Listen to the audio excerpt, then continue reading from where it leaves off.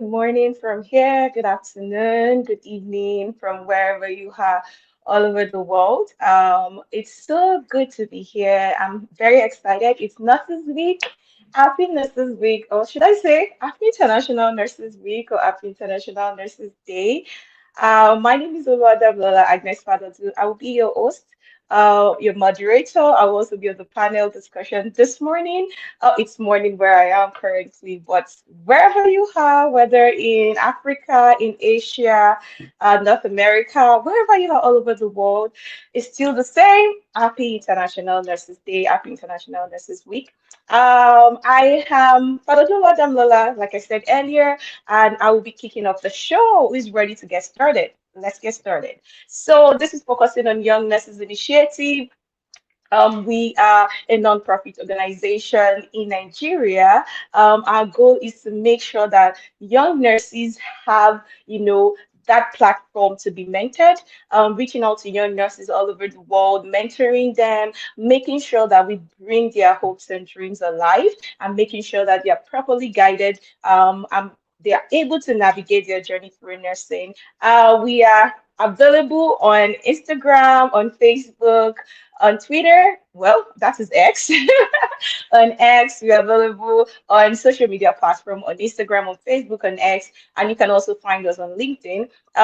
You can also reach out to us via or through our website on www.fini.org, and someone will be, always available to receive your request and process it through appropriate quarters. So that's a brief overview of focusing on young nurses initiative. It was founded by Professor Prisca Adejumo and Professor Adejumo, who are great nurses that we look up to, and they've been very helpful to the younger nursing generation. I greatly admire them, and I'm proud to be one of their mentees. So let's get started and let's keep the ball rolling. You're welcome to today's panel discussion, celebrating Nurses Week. As a nurse, wherever you are, I want you to put your hands on your chest and celebrate yourself and tell yourself, I am proud to be a nurse. I am proud to be a nurse. I know it's quite rigorous, you need a lot of strength, mental capacity, and the likes, and that's why we're here today. We'll be discussing nurturing the caregiver. We're prioritizing nurse and the well-being of the nurse. So we'll have our speakers well seasoned. We have big fishes in the ocean that we caught for everyone, to tap from the wealth of wisdom, their experience, their knowledge, and to get us motivated to continue our journey as we navigate through nursing. Without much ado, I think I would proceed by giving my co-host the platform to, play the nurses anthem. That's our routine back home in Nigeria.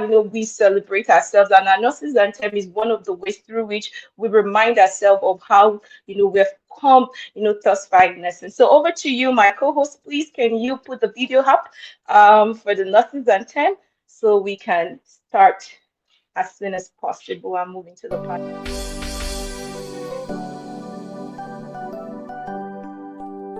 We are called to serve humanity, endowed with the art and science of caring. We are built on integrity and discipline that transcends through every generation.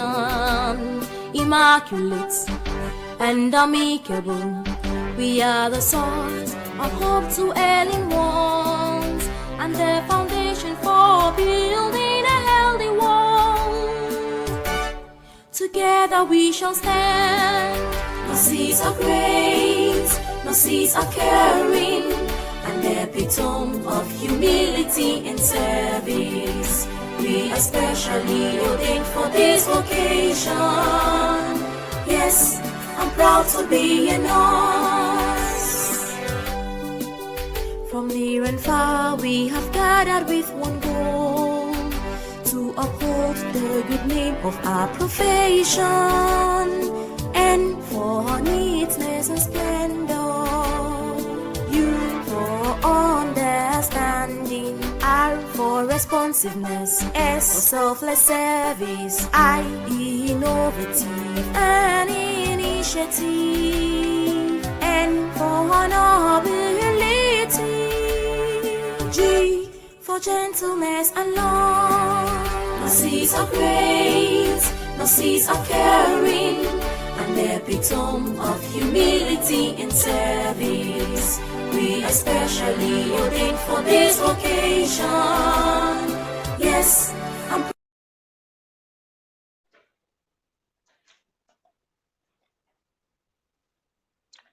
Okay, I think the video ended at some point. But either ways, can the can everyone hear me in the house at the backstage? Just making sure.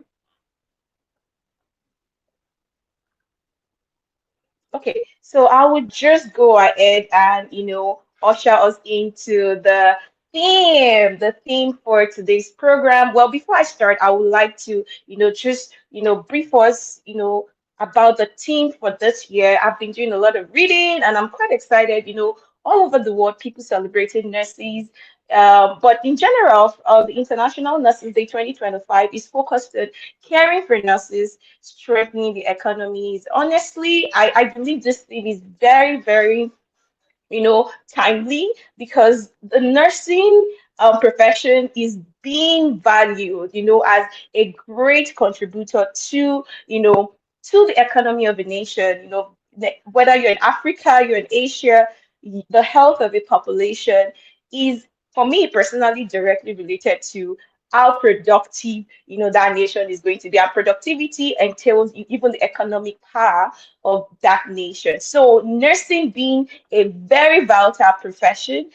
We have many, aspects of nursing, that all corroborate together to make the nursing profession and ultimately has a very profound effect on the health of the population when you have people who have, dedicated their life through training, through service, to give optimum health, quality health to people, to, irrespective of whether the person is healthy or unhealthy, to make sure that they are cared for holistically. It has a direct relationship, a direct effect on the economy of the nation. So I'm quite, I'm impressed. Whoever the team that brought up this year's nursing team, I'm so proud of them. And that will bring us to, it will trickle down to the nursing team that we are adopting in alignment with that from the International Council of Nursing, nurturing the caregiver, prioritizing the nurse and well-being. If you're going to talk about the economy of a nation, then you should be able to, address that nation should be particular about how their caregivers are nurtured because it's a healthy caregiver that will, contribute to a healthy population. It's a healthy caregiver that will be able to go to work and care for someone who is unhealthy and even advocate for them, and all. So if you imagine the nursing population not being healthy, that's going to have a negative impact overall on the healthcare team, the medical profession, the pharmacies. It's like everybody, the center point is the nurse. So we're not the theme for focusing on Young Nurses Initiative in alignment with the International Council of Nursing is nurturing the caregiver, prioritizing the nurse and our well-being or his well-being or their well-being or our well-being because we are a group of people working together towards a common goal. And in agreement with that or in line with that, we have in our midst, well-seasoned nurse professionals. I would call them big fishes in the ocean. Because to catch a big fish in the ocean, you must be an expert. But these people have humbled themselves enough, to grant her interview, to grant her request for them to be available here today to speak to nurses all over the world. I'm sure people are watching from different parts of the world. North America, Africa, and the likes. And we are proud, to have them in our midst. They have a track record of excellence. And I, for one, have also benefited from their mentorship. Before I introduce them, I think there's something that we would love, to play for our audience to be able to get motivated and get into with today's program. So I will hand the video back to the platform back to my co-host, the Voices of Wellbeing Video Spotlight. It's an inspiring short video that talks about how nurses their reflection. We put them together to to show the world today. And I want you to sit back and reflect as you listen to what people have to say. Their journey through nursing. Just to motivate you, please. I want you to sit back, relax. Don't just watch it as a video, but have deep thoughts, deep reflection about things that are going on in nursing and the likes. I know you have your own share of experience, but I want you to listen to the experiences of others. Over to you, my co-host. Thank you. Hi, my name is Larry Jonathan Arul. I am a nurse. I remember starting a new nursing role and feeling completely overwhelmed. Every shift came with anxiety. I feared making mistakes. And deep down, I started to wonder, am I really good enough to be a nurse? It was a burnout for me. But more than that, it was a wake-up call. I realized I wasn't lacking nursing skills. I was lacking resilience. And that's something I must build. What helped me through the process wasn't just the passing of time, it was the support I got from my peers and people around me, people who would listen to me without judgment. It was my faith as well, reminding me that I wasn't alone. And it was also the vision I carried.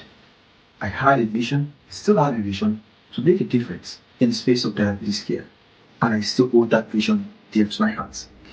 Now I know this for sure that my well being is intact. I give better care, I listen more, and I connect deeper. I don't just want to survive through the shift, I thrive through it. I believe nurses deserve to be cared for because when we are cared for, everyone benefits.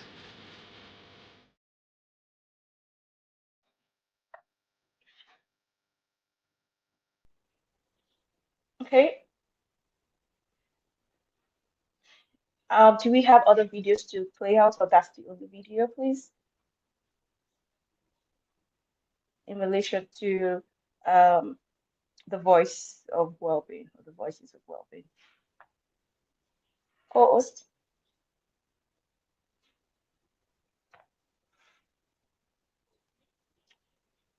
So while we're waiting for the co-host to give me feedback, I want to welcome our audience. I know there's some people connecting on YouTube, some joining us via Instagram. Please, can you let me know if those on Instagram now have access to this platform?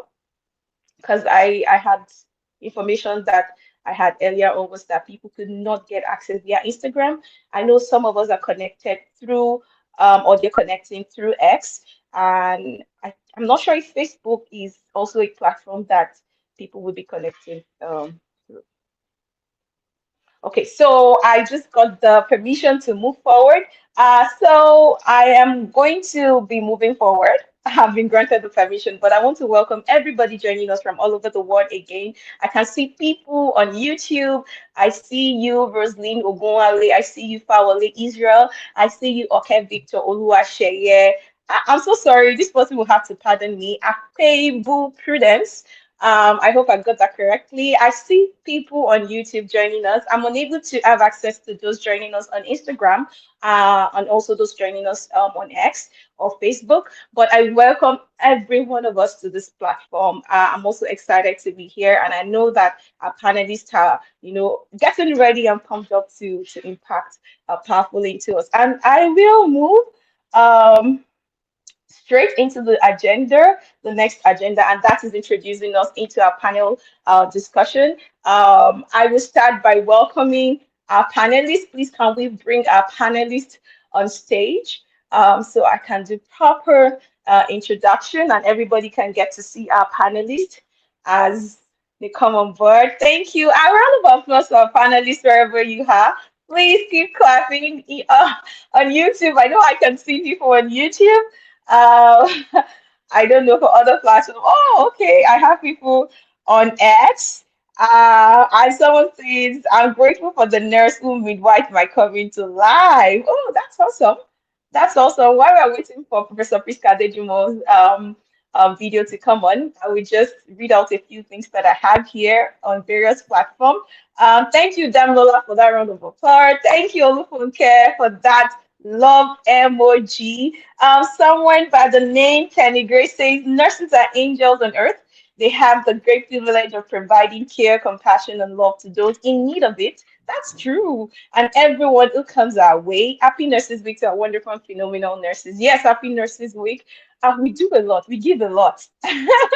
And while giving a lot, I don't know how we rejuvenate, but we're going to be discussing that here just to make sure that we don't burn out. We don't lose focus. While giving care, we don't get to a stage where we also are in need of care. I'm waiting for our last panelist, in person of Professor Prisca Adejumo. While we wait, um, let me see if I can read more comments from people from other different platforms. Not Otunla, yeah, not Otunla. She says everyone has two mothers. Interesting. A nurse is one. Say no to quackery by contributing your effort to uplift nursing profession happiness. Thank you for that, Nurse Otunla. That was very powerful. Agbololu Akpalumi says happiness is weak. Thank you, Agbololu Akpalumi. Nasadeni is saying nursing is not just a profession, but a calling. That's very true. Shout out to all the amazing nurses out there. Shout out to you too. You're also a nurse. Happiness is big to you too, Nurse Adenira. Thank you for that. EHE says, nurses, thank you. Nurses are just real gems. Thank you for having to carry the burden of 20 plus patients. 20 plus, some, 30, some. I don't know. Don't let me exaggerate. Maybe 40. But yes, that's quite a lot. So I have the permission to allow one more video to be played. So I'm going to quickly hand over to, give me a minute, to my co-host to go ahead and do that. So please relax again. Hello, I am Professor Adebayo Olayiwola Isaiah Adejumo. I am the co-founder of Focusing on Young Nurses Initiatives, that is FYNI Nigeria. I'm a nurse and a member of Focusing on Young Nurses Initiative. I'm also a mentor, also working with others in the research group of the organization. Happy Nurses Week 2025 to our incredible nurses and superheroes. Today and always, we celebrate you, not just for the lives you save, but for the compassionate, resilient, dedicated, and amazing humans that you are. Your well-being is just as important as the care you give. So, rest well, laugh loud, and take time to recharge, refuel, reset, and reboot. Because strong caregivers also need care. As a nurse in the emergency medicine department, I understand that prioritizing your own health and well-being is crucial to delivering a quality care. To maintain my well-being, I ensure adequate rest between shifts, space out my annual leave to avoid burnout, and nurture my social life with loved ones, and don't hesitate to ask for help when needed. How do I manage my well-being as a nurse? First, I ensure I maintain a healthy work-life balance. I also prioritize self-care, take time to rest and also to reflect.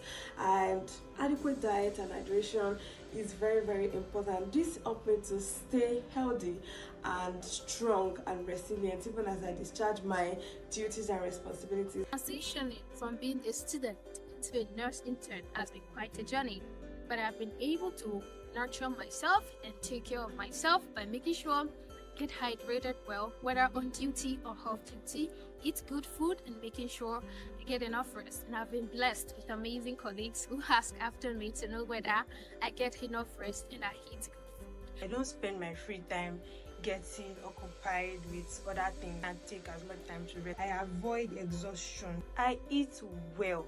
I make sure that I prioritize eating well. I pack food to work if necessary, and I also try to focus on the bigger picture. I focus less on the issues that make the work to not flow so easily, but I look at the bigger picture. I look at why I picked up that form to become a nurse in the first place. I focus more on the positives than on the negatives, and that just helps me to keep my well-being. I became a registered nurse about 40 years ago, but I came into the domain of perioperative nursing about 37 years ago. And I proudly say that I've been the first male nurse to ever be appointed as a male nurse in the operating theaters of the University College Hospital, University of Ibadan. I've been able to manage my well-being as a nurse over the years by God's grace. Added to this, I apply my knowledge that I have in the area of nursing, and of course, to ensure that I may be ambitious, but I live one day at a time, and also avoid behaviors that, in one way or the other, could bring health risks upon me. I encourage us to do this also to stay healthy. And so, my advice to fellow colleagues is take time to recharge, set boundaries, seek help when necessary, stay healthy spiritually, psychologically, emotionally. Always remember that caring for others is as important as caring for yourself. You cannot pour from an empty cup, so fill yours first. I want to emphasize that it's okay to acknowledge when you are feeling overwhelmed. Take breaks, seek support, and prioritize self-care. Regular self-checks and recharging your energy levels are essential. Remember, prioritizing your well-being is not selfish, it's vital to serving humanity effectively. You can only give your best when you are at your best. Happy International Nurses Week.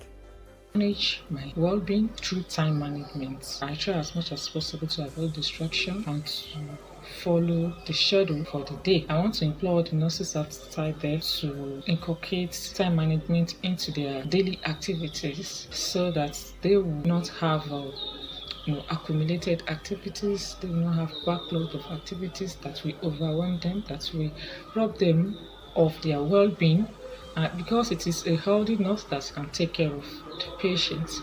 So I want to say happy Nurses Week.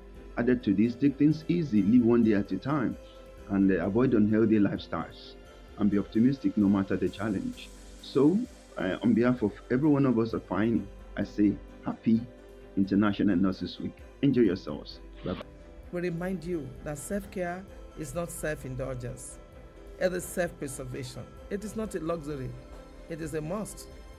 Therefore, we stand with you, celebrate you, and commit to supporting your well-being every step of the way. Thank you for your unwavering dedication. We at FYNI wish you a joyful, peaceful, and restorative Nurses Week 2025.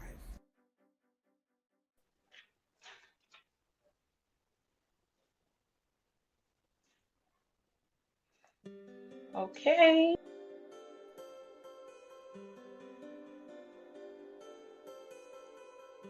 Okay. Thank you so much, finally, for that um, wonderful video. Please, I want to know in the comment section because I can see comments. If you can all hear me, if you can see me, if I'm audible enough, please can you put that in the comment section? I know on YouTube I have access. Please let me know if, because we are about moving into the panel discussion. And I want to be sure everyone can hear me, everyone can see me. And once our panelists, we bring them on board, we're going to try this again. I want to be sure we are audible enough. Please, are we audible enough? I can still hear the background video, like a remnant. Yeah, can we stop that? Maybe people will be able to hear me.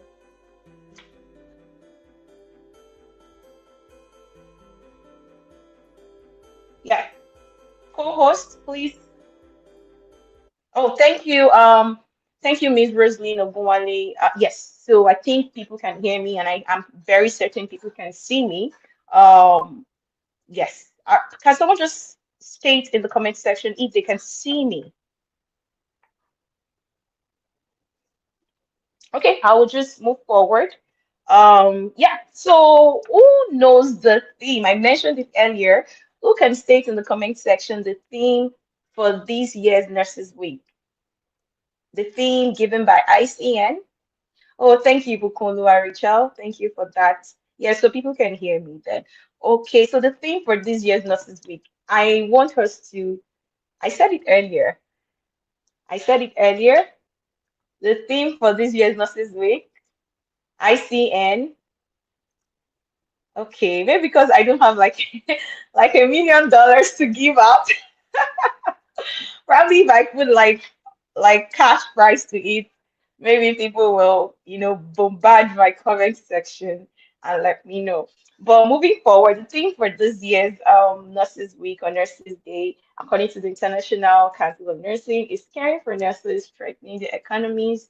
And I overemphasized earlier how important the nursing profession is to the economy of a nation, and how important, the health of a nation is to the economic growth of the nation, and how we nurses play vital roles in ensuring that we keep people healthy so that we can have a healthy population. But while doing that, one of the things I've observed in my years of practice as a nurse, whether in academia or in the clinical setting or in research, is that we nurses tend to overwhelm ourselves a lot. We don't have time for ourselves, especially when, you have other commitments, staring at you. One thing I know about nursing is once we are nurses, we signed up ourselves to a lifelong learning. Like you keep studying in all ramifications, and that comes with a lot of rigor, that comes with a lot of stress, except if you don't want to really move up the ladder, you just want to settle. And I don't think these nurses in our generations are like that. We are highly motivated, ambitious fellows, and we want to aim for the best. And that requires a lot of sacrifice on our part in the place of going back to school, in the place of being mentored, in the place of being mentors to people, and the other things. We're waiting for Professor Prisca Adejumo to join us.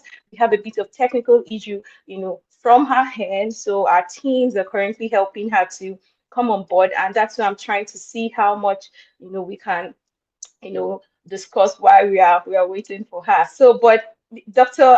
Akin, oh, okay.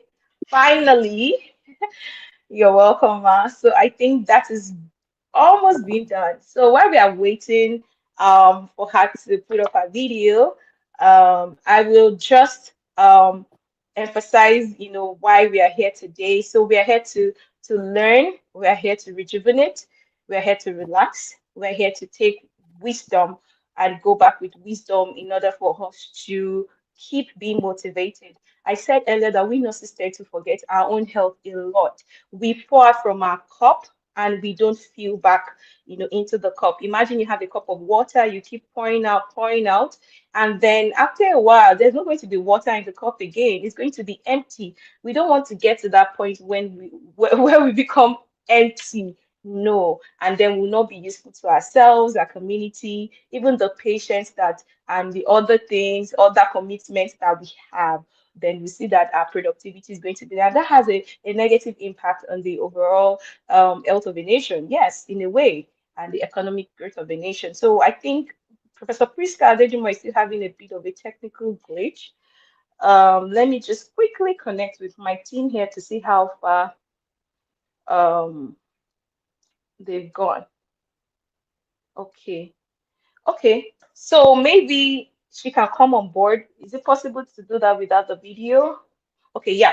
So I will move straight into the panel discussion. I've been given the permission to go ahead while we wait for Professor Prisca to join us. We have in our midst today a big fish in the Pacific Atlantic Ocean, talking to us all the way from, or joining us all the way from North America, Canada. He's someone I admire greatly. He's been a mentor to me. And I'm quite excited to have him on the platform, talking to him directly. He's on my hot seat today and there's nothing he can do about it. So he's a scholar. He's a nurse par excellence. He's a postdoctoral fellow and also a lecturer at the University of Alberta, Edmonton, Canada. He's someone who is very resourceful. He's the CEO of, now you have to pardon me, Noriscope, and he's also the founder of Institute of Nursing Research, a platform that's also been a blessing to the nursing generation all over the world. I wouldn't say Africa only, because we have our people spreading all over the world and taking the nations. He's a researcher by excellence. When you talk about research, you find him there. He's an author, many publications attached to his name, and he keeps striving for more, for more, for more. Ladies and gentlemen, great nurses looking at us, listening to us from all over the world, please can you, with a round of applause, welcome on this platform, Dr. Oluwadamilare Akingbade. Please, I want to see the clap. If you know he has been a mentor to you, if you know you have tapped from his wealth of wisdom, if you know that, and you know that, you have had one-on-one contact with this wonderful nurse who keeps, setting the pace for us, and, we younger generation, making us believe that things are achievable. The sky is even the starting point. Please welcome him powerfully. You're welcome, Dr. Oluwadamilare Akingbade, to this platform, and he will be addressing us today.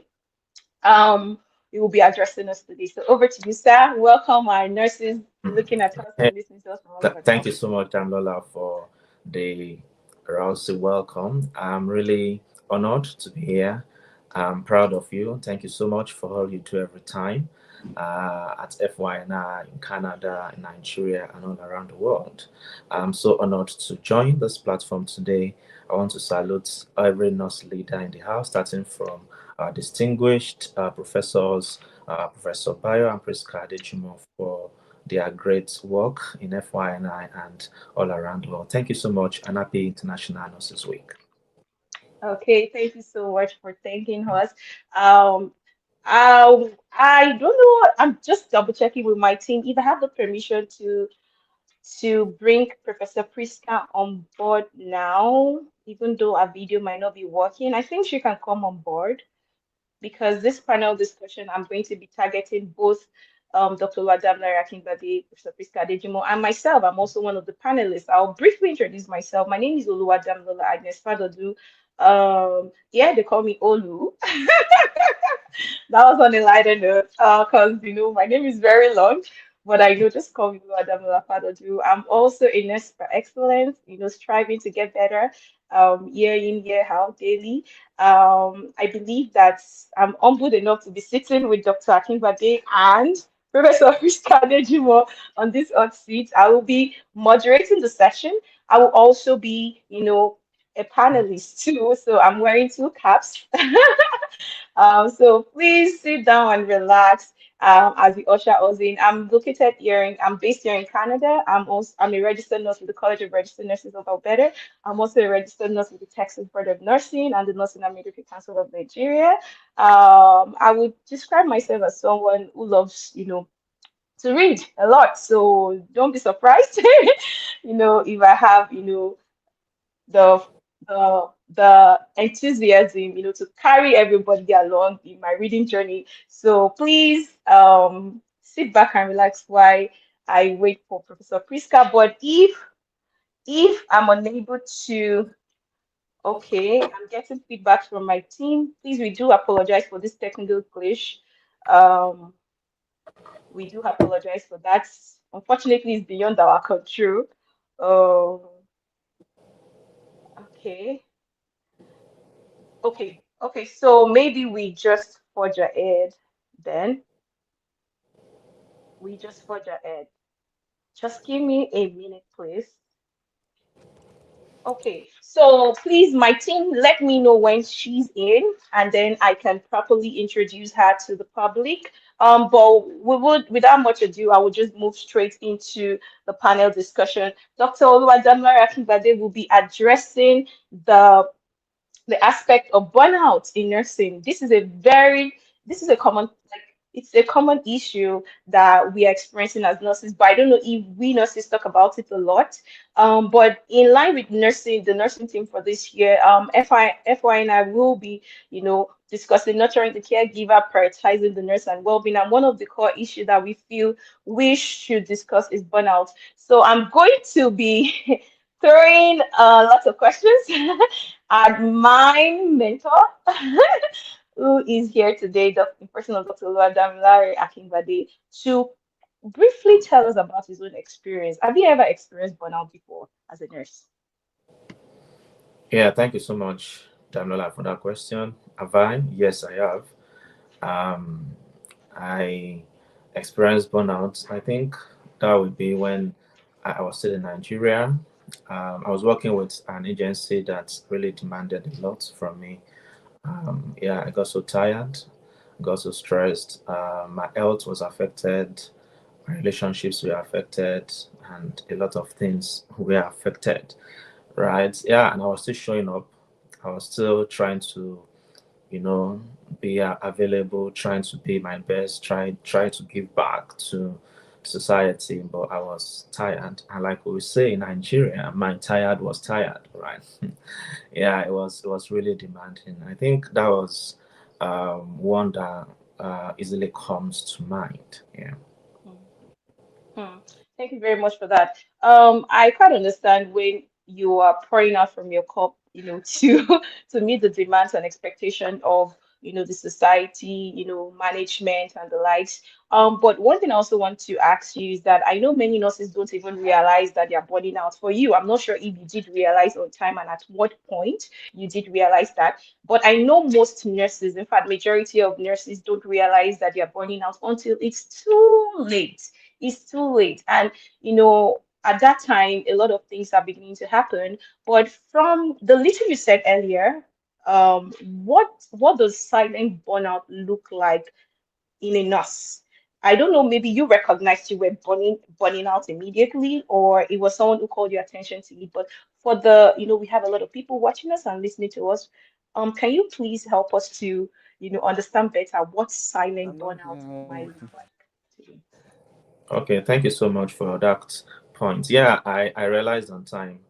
Um, yeah, it was quite early, and I'm going to be highlighting some strategies or some signs that we can easily point to help us know that, oh, I'm experiencing burnout.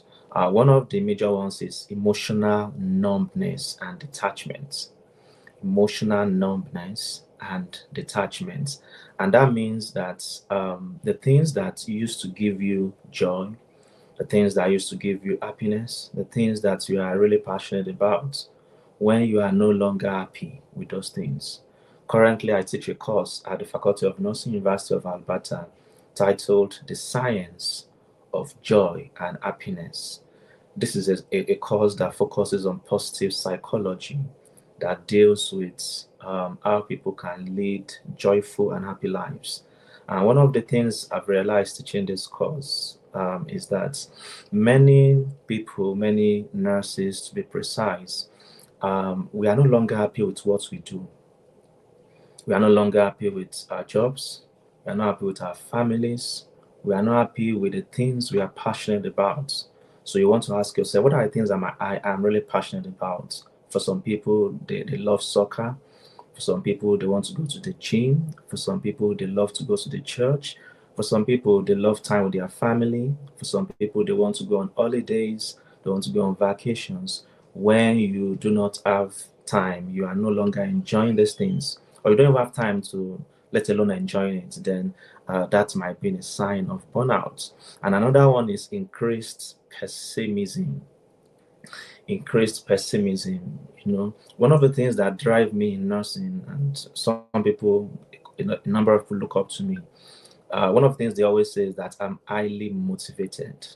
I know you can take many things away from me. You cannot take away my motivation. I've built systems over the years that cannot allow me to lose my motive. Oh no, it's always there, and it is always strong. I protect it. I guide it jealously. If I'm in any place, I'm in any work environment that motivation is going, I look for the exits as fast as possible, because it's everything. So when you are no longer satisfied, you are no longer motivated to pursue, to dream, to achieve, then that might be a sign of burnout. Withdrawal and social isolation. When you begin to feel isolated, you don't want to talk to people. You don't want to talk to nurses. You are just in your shell. You are in your cocoon, and you are just tired and just doing things the way you want to do it. That might signify that you are experiencing silent burnout. Another is decline in the quality of your work. When the work you are doing, you used to be productive, highly productive before, but at this time, you're no longer productive. Your supervisors are complaining, your spouse is complaining, your children are not happy. That might be a sign. And you are beginning to use some bad coping mechanisms. Right. So there is this theory, the transactional model of stress and coping, that talks about different coping styles. We have the avoidance coping, we have the problem focused coping, the emotion focused coping.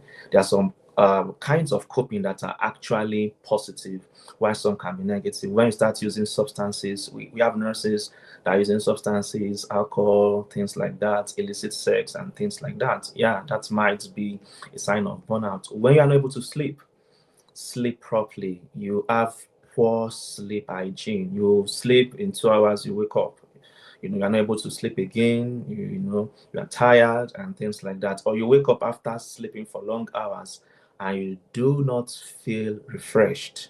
That can be a sign of burnout. When you have apathy toward your professional development, you see your colleagues, moving on, doing their masters, doing their PhD, getting more certifications, but you cannot be bothered. You are so tired that you don't want to even continue again. That might be a sign of burnout. Physical complaints and ailments, yeah, it's beginning to affect Mm, your health, mm, and loss of confidence too is mm, another sign. Another one, lastly, mm, is feeling of being trapped. You have a feeling that you are trapped. Oh, you are trapped. You have a feeling that you are in a circle and you cannot leave that place. That can also be a sign of burnout. I'm not sure if I answered your question, Damlola. Oh, yes, you did. And I was actually diagnosing myself as you were stating all those signs and symptoms, you know, those signs and symptoms on the lighter note. Oh, Prep is in our midst, but I was actually thinking about myself and reflecting on my own nursing journey. I'm like, oh, I must have been burnt out a lot of times, and I did Mm, not know. And that's silent. Silently burning out. Everybody sees you're okay. Everybody sees that you're fine. In fact, if you're someone who laughs or smiles a lot, it's even harder for people to diagnose that something is wrong with you. So I think I've been burnt out a lot of times. So our audience, I'm sure you're diagnosing. Let me use that one on a lighter note. Okay, I'm sure you're reflecting on what you have said, and you're picking one or two things. To really understand whether you are in this space. If you are in this phase of your life, then I think you should pay attention to all those things that you have said. Burning out is not something that I don't want any nurse to fall victim or slaughter their ambition on the altar of being burnt out, or on the altar of trying to be sacrificial, and then they lose themselves. They lose a grip of who they are. And like you mentioned earlier, the whole community suffers. People start seeing you not being productive, and that leads to more frustration. Yeah, more frustrated that okay, I'm trying my best, but people are not seeing it. But they don't know that you are burning out and you are trying to pour out from an empty cup. There's nothing more in that cup to pour out. So please, my dear audience, please, once you see all these signs that he mentioned, signs and symptoms, S&S, of burning out, or burnt out, or just figure it out. Just know that you need to take a step back and re-strategize. And while we were saying that, Professor Prisca Adejumo, finally, she's here with us. Please, can you welcome Professor Prisca Adejumo in our midst? Thank you, technical team, for all the efforts behind the scene to ensuring that we have her here on this platform. Thank you, Ma. We are discussing nurturing the caregiver, prioritizing the well-being of the nurse. Dr. Oluwadamilare Akingbade just finished addressing the issue of burnout, which is a common problem that we experience as nurses. Before I, put Professor Priska on my hot seat, I have the hot seat for today. I will just briefly let us know a few things about her. She's someone I greatly admire. Her name is Professor Prisca Adejumo, and I can see Professor Adebari Adejumo. Thank you, sir, for always supporting us. You're welcome. You're welcome into our midst. So I will just briefly talk, briefly let us know about Professor Prisca Adejumo. I know we all know about. I'll still do that. So she is Professor Prisca Adejumo. She's currently the Dean of Faculty of Nursing, College of Medicine, University of Ibadan, Nigeria. She's a nurse by excellence. Many of you can can attest to that fact that she's a nurse for excellence. She's an author to several publications. I don't think I can. I'm still currently. Yes, and she's someone that she has been a great support to focusing on Young Nurses Initiative. She's she's a mother to all. She's a mother to all, and we are glad to have her here, charging we nurses in this year's Nurses Week. Professor Adebayo Adejumo, thank you so much, sir, also for supporting her and for supporting us as It's a great nurses. pleasure. Thank you. I've been Thank you, sir. enjoying the wonderful reading, the flow, the vibes, Thank you, and sir. I was just hearing from a distance as I can't help it. I just have to come on stage and see what's going on here. Thank It's you, so sir. lovely. Thank you Great, so much, great, sir. great. You are Thank doing you, a great sir. job. Thumbs up, thumbs Thank up. you, sir. Happy Nurses Thank Day. you, sir. Happy Nurses Day to you too, sir. Yes. So, Ma, before you came on board, we're talking about burnout, and Dr. Akingbade was helping us to understand some of the things that, when we begin to see, we should begin to pay attention to ourselves as nurses. I know he did mention, the feeling of apathy, the feeling of not being motivated. I was going to throw some questions back at him, but I'll allow Professor Prisca Adejumo to also give us, our own thoughts, and words of wisdom in relation to that. And I would say that from your perspective, Ma, as a leader and as a nurse educator, what do when it comes to burnout at the system level, what are those things that we miss at the system level that allows burnout to become normalized? So, for example, I know that you're a nurse lecturer, you're a dean, you're a researcher. The system is placing a lot of demand on you. So at the systemic level, everything seems like, oh, we are moving up the ladder, and oh, what are those things to you that you see that begins to, tell you that you're burning out? And how has the system, the demands of the system made burning out a normal thing, so that if you don't burn yourself out, you feel you are not giving enough to the system, or you feel you are not giving enough in terms of your career path, moving ahead in your career path. Over to you, Ma. Thank you very much. It's been awesome. I can hear everyone and all you are saying, but you couldn't hear me. But alas, thanks to everyone who has done one thing or the other to make sure that I'm here live. I do appreciate it. And thank you so much, fantastic moderator, doing fantastic moderation. And a big thank you to Dr. Akingbade. I think I can just begin to plan my retirement. Looking at the two of you on stage. Looking at the two of you digging it out there, honestly speaking. Thank you so much.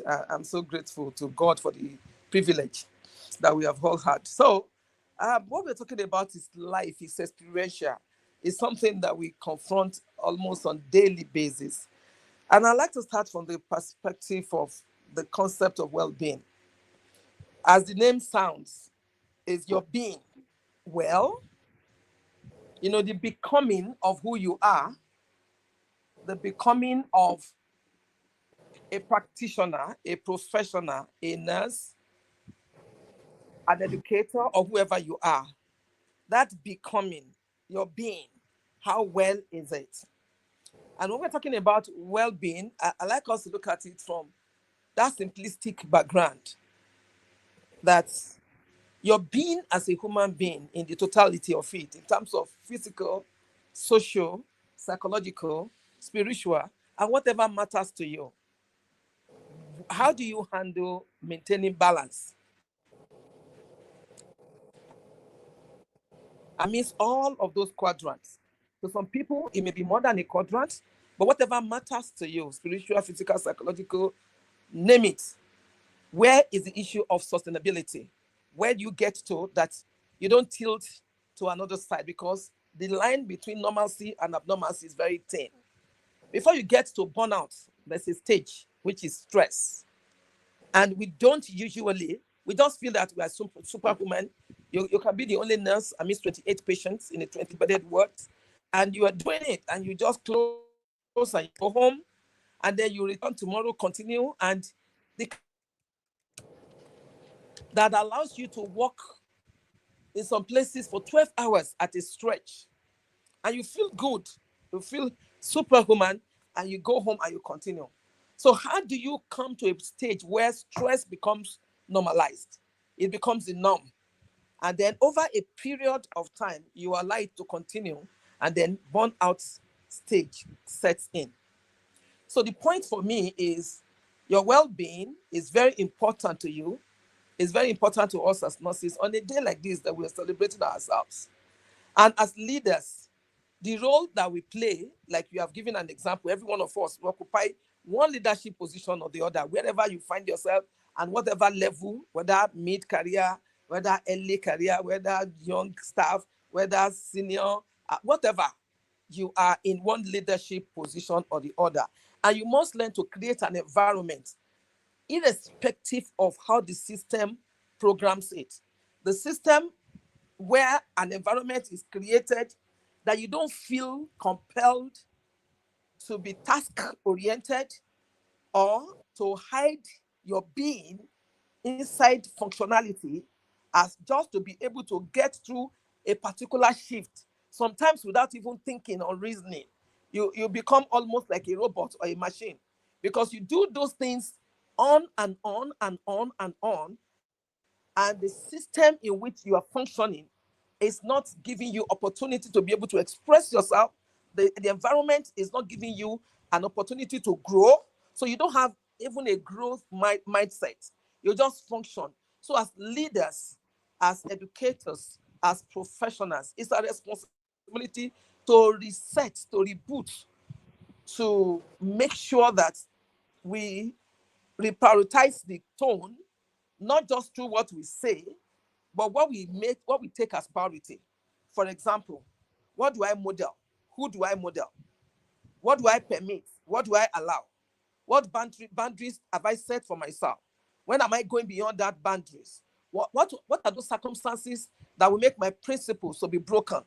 If I regularly break my principles, if I regularly don't upkeep my boundaries, if I regularly don't manage my being, then the vulnerability is there for me to get exhausted, for me to be stressed, for me to be overwhelmed. And before you know where you are, burn out with setting. So as a leader, I can normalize open dialogue. I can give everybody opportunity to be able to express themselves. As a leader in the hospital, as a leader in the university, as a leader in the school of nursing, as a leader in a company, as a leader in an organization, wherever I find myself, can I normalize open dialogue so that there is freedom of expression, so that I'm not afraid to say what is going on in my mind. I'm not afraid to make mistake. I'm not afraid to be vulnerable. And I know that with you, I'm just safe. What is the psychological safety that as a leader I've created around me and around the people who are working with me? I think we can Thank you. continue and on and on. Let me just Yeah, stop there thank you for now. so much, Ron. Yeah, thank you so much, Ron. That was very, very powerful. That was very impactful.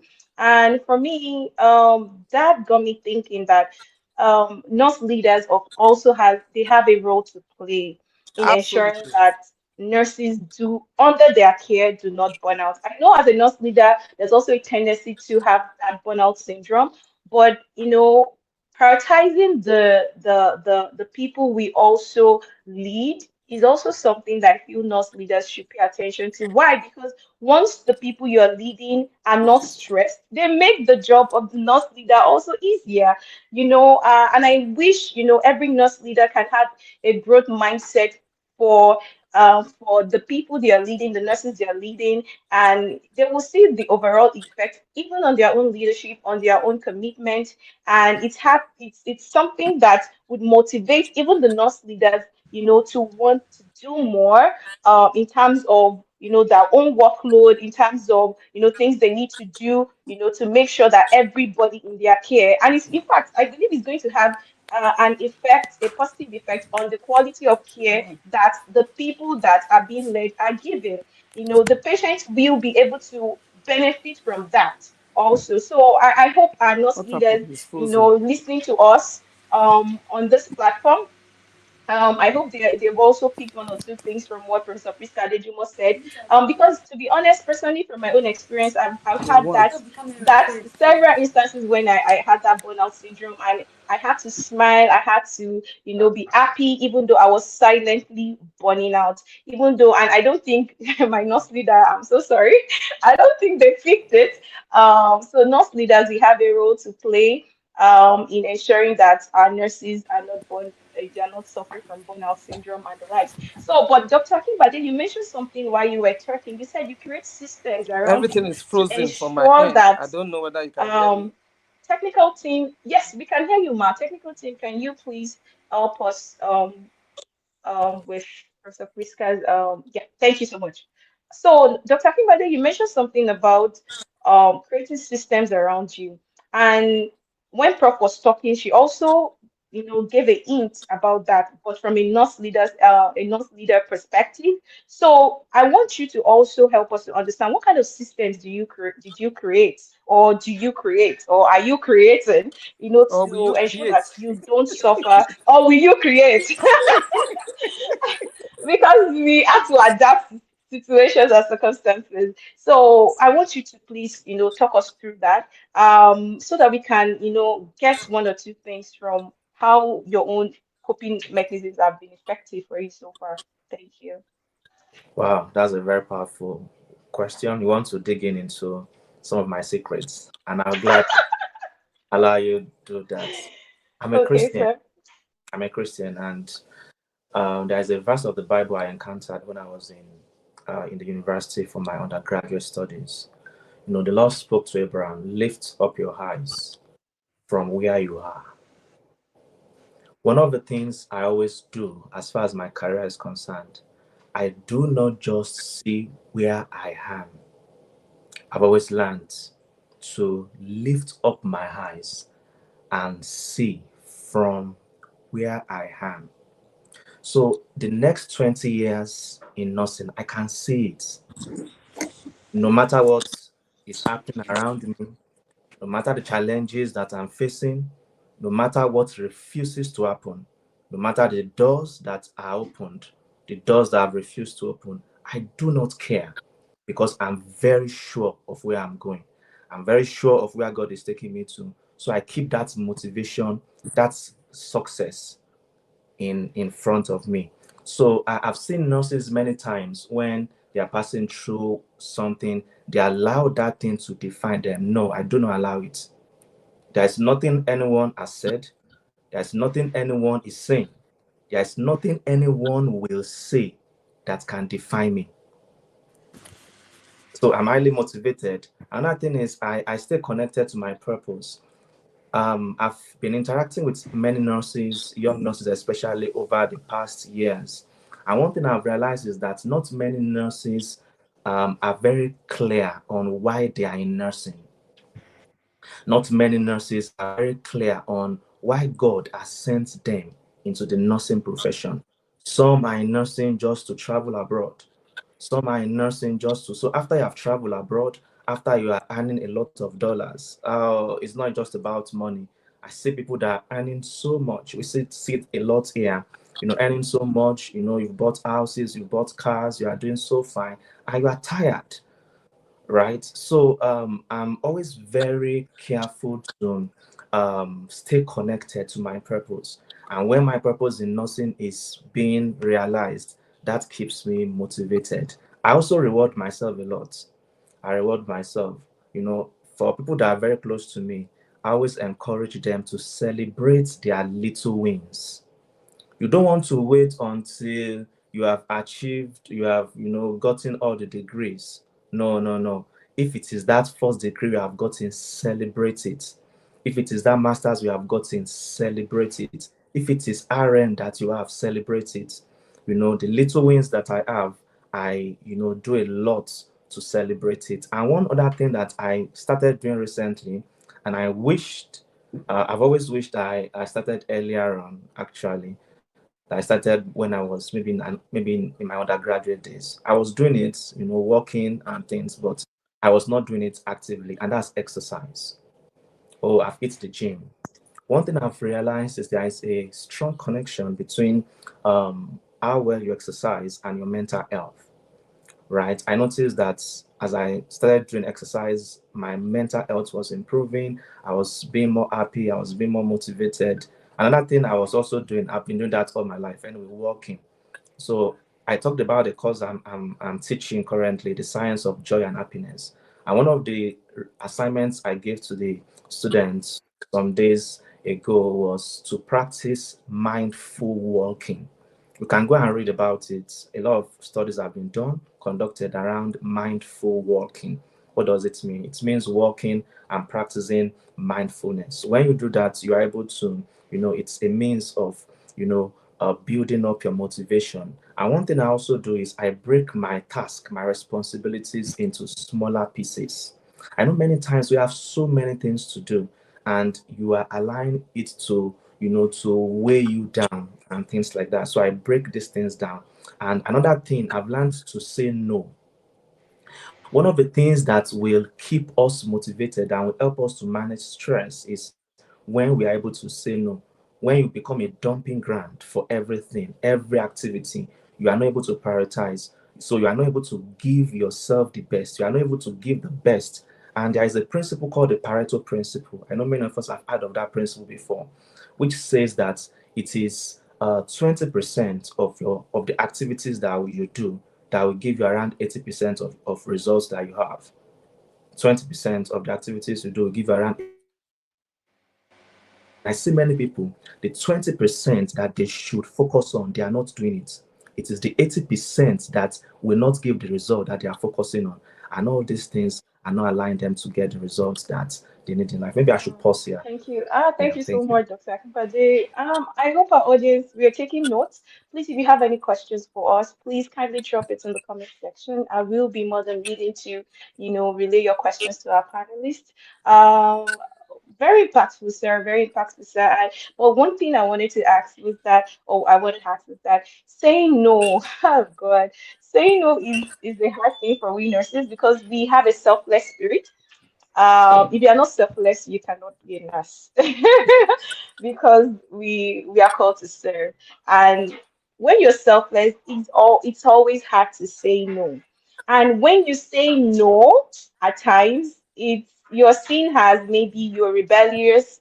You don't want to give enough. You're not sacrificial, and especially when you're consistently saying no, to demands and commitments. But I've seen that at the long run, this has greatly impacted the self-esteem of nurses, especially our younger generation of nurses. It's hard for them to speak up. The fear of being reprimanded when they say no, or when they do not encourage, actions or inactions or activities or whatever that seem to want to, affect or negatively impact their well-being as nurses. I know that in Nigeria that fear is even it's it's very, very loud. So as a young nurse, how does a young nurse manage to say no, especially when it's coming from a nurse leader? Maybe I'll put this question, I'll throw it to Professor Prisca Adejumo because she's a nurse leader. So, how can we young nurses say no without fear of being reprimanded? And I don't know if Professor Prisca is here again. Oh, yes, she's back. Yes, I'm here. So, yes. And I'm going to double this up with, you said something about speaking up. You create an environment where you allow your nurses to speak up and express themselves, especially when they are feeling overwhelmed. Helping them to strike a balance between what is considered normalcy in terms of stress and what is considered atypical or not normal. So I feel it also has a direct link to speaking up. Not many nurses can speak up. I don't know if it is the peculiarity of the profession being female dominated. I don't know because men tend to be bolder when it comes to challenging authorities, but women we tend to want to go into our cocoon. So how can we speak up without fear of being reprimanded? How can we effectively manage that process? Maybe there's some strategies you can also, push at us today. Over to you, Ma. Okay, thank you very much. Let me say, first and foremost, you need to understand who you are dealing with. It is not a one size fits all. So it is your responsibility to understand who you are dealing with at any given point in time. And it doesn't stop at workplace. It could even be in a relationship, in a social relationship. It could be in a home or family relationship, wherever. Try to understand the person you're dealing with. It's very important. That's number one. Number two, be direct and honest.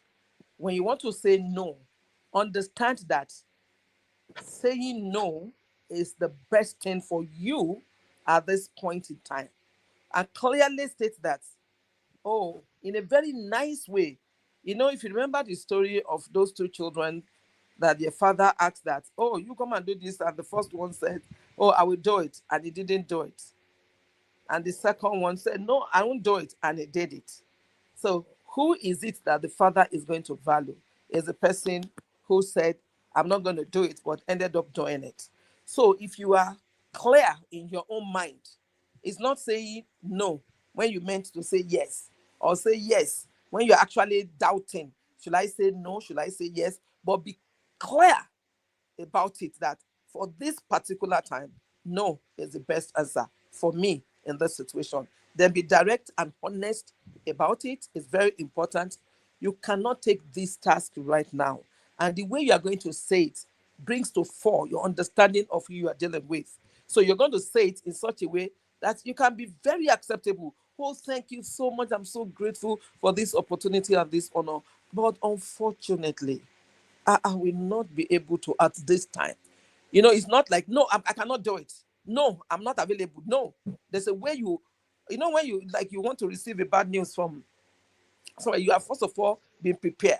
So you prepare the mind of the person you're going to say. You listen, you are direct, you are honest, but you are not saying it in such a way that it sends the message that you are not even prepared to do anything at all. Two, provide alternative. You are not apologetic, you are not vague, because you are clear, you are direct, you are honest, and you have counted the cost. You are sure no is the best for you at this time. So I am not able to take this because of this, and then provide alternative. You can suggest a different approach. You can suggest a different person. You can suggest a different method. You can provide an alternative approach. You can render help to show to the person you care. Show to the person, all things being equal, if I were not this filled up, I would easily, honestly, have taken this up. So offering alternative to the person shows that you have a sense of care. You're too late, you will have taken that thing up if it has been possible. Then explain the consequence. The consequence, you are transparent about the impact of the request that whoever is making that demand on you is making, and you are doing it in such a way that you can make the person honestly feel the consequence of you taking on that request on your own workload or other priority that you are engaging at that point in time.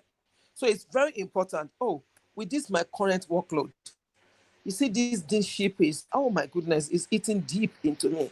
I wouldn't be able to even dedicate the necessary time, the available, all that I need to be able to do this and do it well. Like I know you like excellent things to be done for you, and I wouldn't want to do a wishy-washy thing. I would have loved to do this, but the kind of task and responsibility that I'm leading with now will not afford me the necessary time to be able to do this. You are not saying, oh, I'm so sorry. Oh, I'm sorry. Oh, God, that might be. You are factual, you are clear, the cloud is clear, and you are very professional in the way you are going about it. You are not speaking language that suggests to that person that you are just a lazy brat. You are not even interested in contributing to the life of that person, that you don't want to even participate. No, not at all. You use respectful language. There's a way that you can be civil without being a civilian. So you are very professional. You are not using defensive or emotional, or you are bringing things that are not necessary. Acknowledge the perspective of your whoever the person is to you. If it's your boss, I don't like using that word, but whatever it is, that person represents to you, your leader, your coach, your mentor, whoever that person is. Acknowledge the perspective of that person and show empathy. So you can say no in a very friendly way, in a very respectful manner, in a caring way without mixing words, and be sure that no is no and you meant it at that point Mm, in time. You cannot mm. do that thing. So I think if you Thank you so employ much. all those, it's going to be very Mhm. useful. Thank you. Thank you so much, Ma. Thank you so much, Ma. So, young nurses in the audience, nurse leaders, please, Professor Prisca has addressed us today. For younger nurses, please, you can be civil without being a civilian. Like your manner of approach, when you're saying no is very important. Understanding who you're saying no to is extremely important. It will help you to know the right strategy to use, so we wouldn't get into trouble. From the younger nurse perspective, I believe this will work, really well for us if we adopt it. I'm going to throw a question to Dr. Akingbade based on some of the things Professor Prisca Adejumo said. It got me thinking, and I just remembered, a common saying here, that in Western nations, not even Western nations, probably Nigeria, but it was just said in a different way that nurses are killing their young. Nurses are killing their young.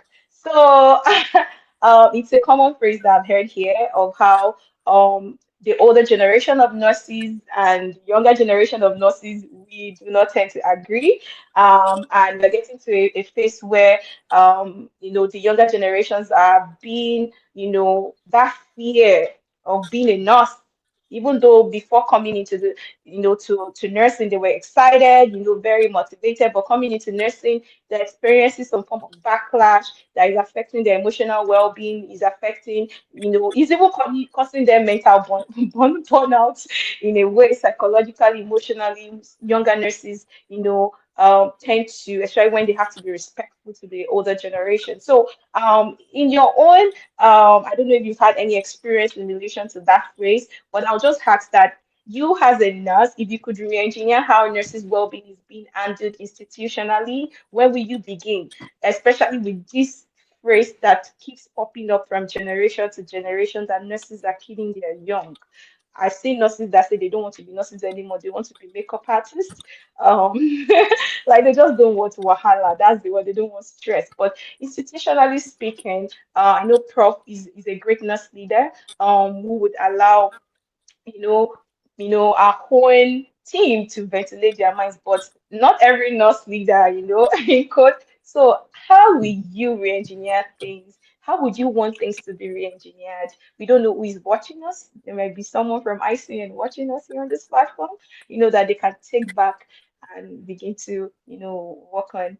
Yes. Okay. So if you could re-engineer things as a nurse, in terms of the well-being of the nurse, how would you begin? How would you want it to be done institutionally?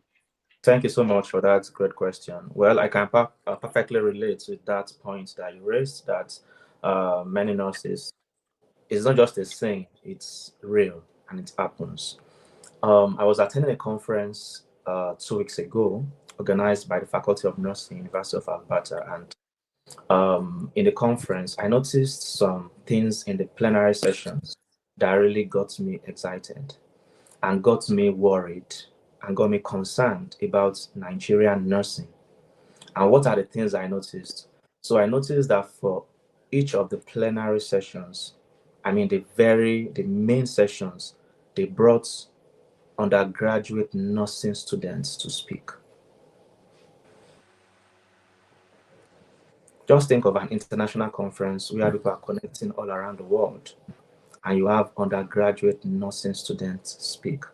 One of them, two of them, they are Yorubas, grew up they've been here for a while. Even when you hear them speak, you might not know that they are not Nigerians again. They've been here, but the dean of the Faculty of Nursing did something. So she wanted a system whereby the voices of everyone is heard. So she reached out to the undergraduate nursing students and brought them into leadership, as it were, asking them questions, bringing them on a round table to listen to them and get their feedback. So there is an association in the Faculty of Nursing called Canadian Black Nurses Association. So they are black nurses, and they want the voices of everyone to be heard. So one group was also indigenous nurses, nursing students. So they are also trying to project their voices. So if I can reimagine and redefine how things are done in nursing, I will give a stage for young nurses to speak. And at this stage, I want to recognize our mentors, Professors Prisca and Adejumo, for their hard work. You know, they are not just preaching it, they are not just saying it theoretically. I've seen them live it for the past decades. I've seen them do it. I've seen them, practice it. That they want the voices of young ones to be heard. And another thing I'm also going to change. I'm going to organize or put a system whereby nursing leaders are trained.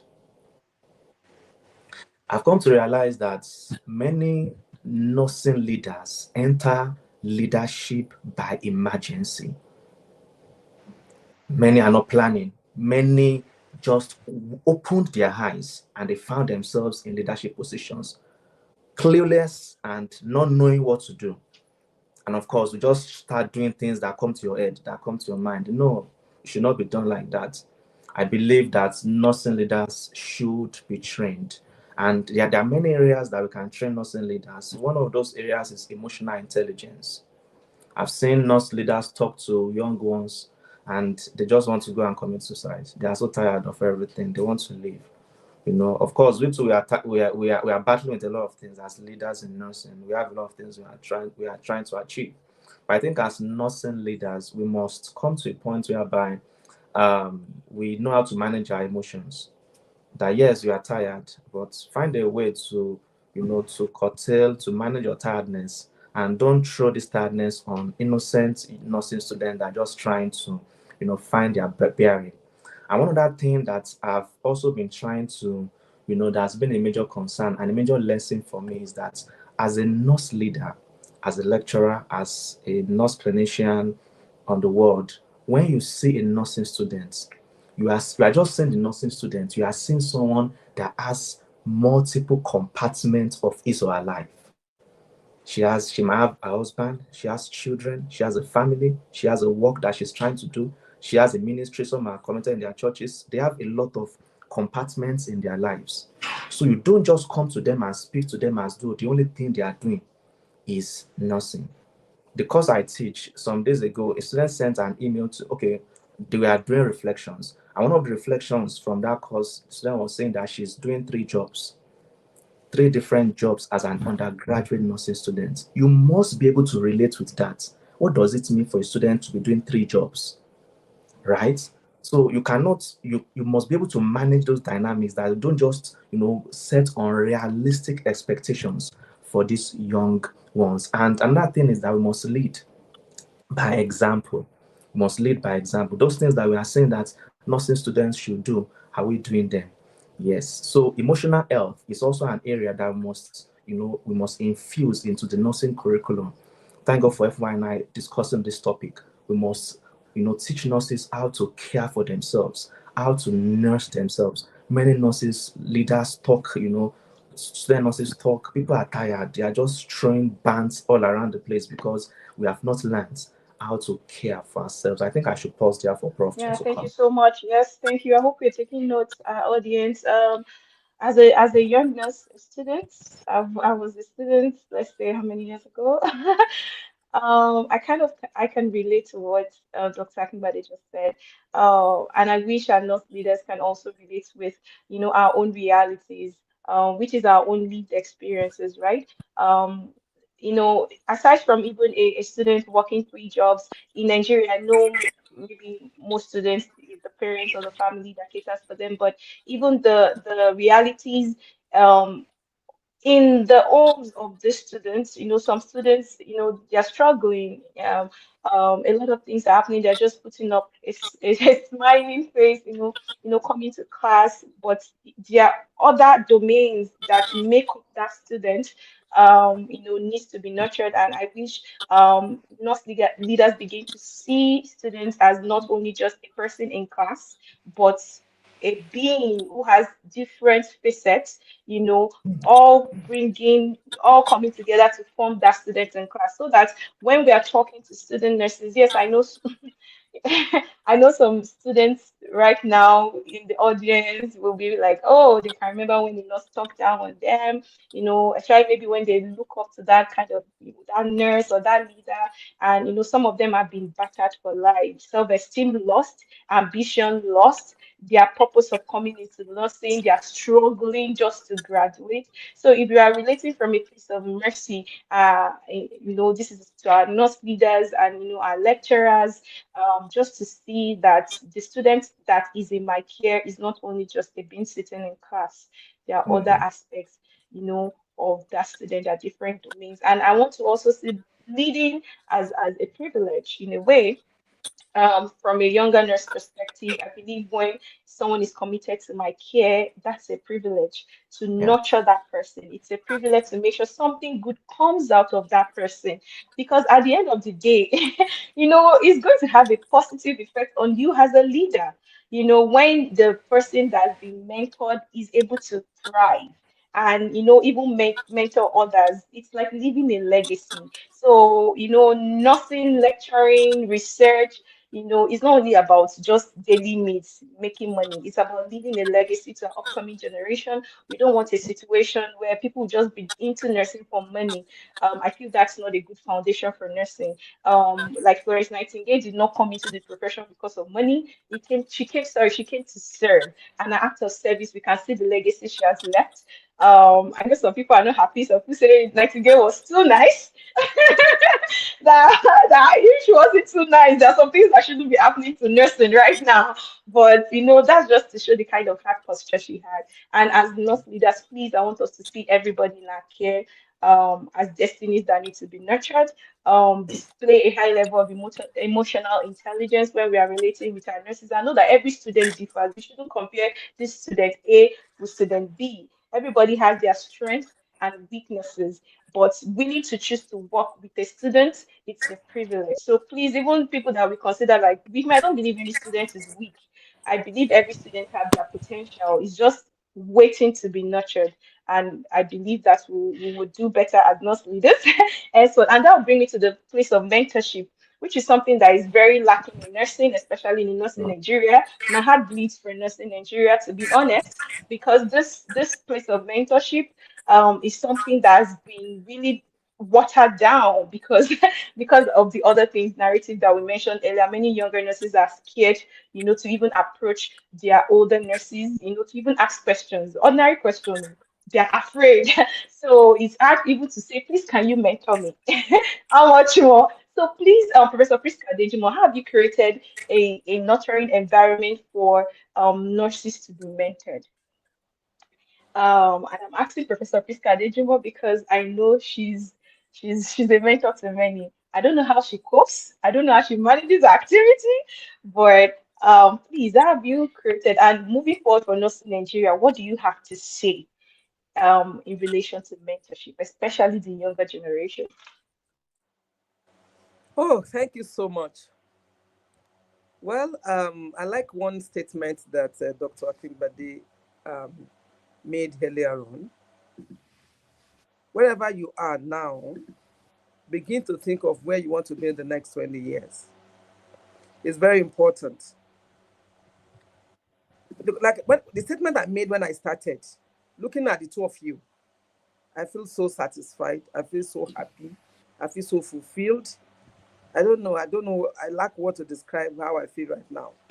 But that's the truth. Looking back some years ago, would I have ever imagined today? No, I don't. I lack the capability. But this is where we are. And so it gives me encouragement, assurance, strong motivation to begin to think of what the next 20 years will look like. And so I may not have opportunity to go back 20 years down the lane, but from this moment towards the next 20 years, how many lives can I mold?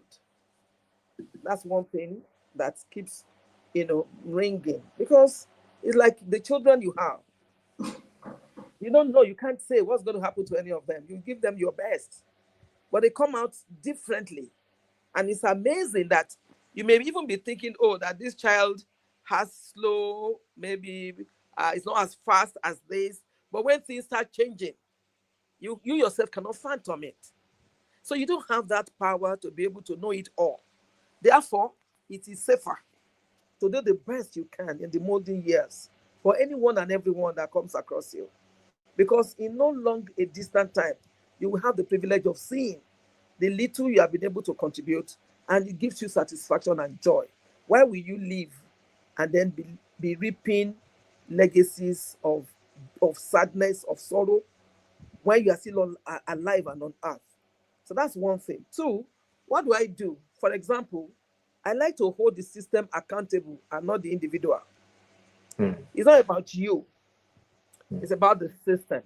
So when I see that people are burning out, automatically this individual cannot help himself or herself.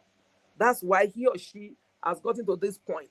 So hold the system accountable and not the individual. And let the solution begin to be what you are thinking about. How am I going to help? How am I going to bring solution? I have seen people who went into depression come around, and it's amazing what they say in the moments when they were locked up to themselves. So every opportunity is an amazing opportunity that we must not allow to slip by in our hand. That's number one. Number two, I try as much as possible to embed well-being into every operation that I have opportunity to participate in. You may not have an opportunity to create a new system, but you can fan a system into shape. You can create your world and you can recreate it. What exactly are you looking for? Make yourself happy and make people around you happy. It doesn't mean that you condone nonsense. It doesn't mean that you make them to be careless or anything goes. No, you correct when needs be, but correct in love.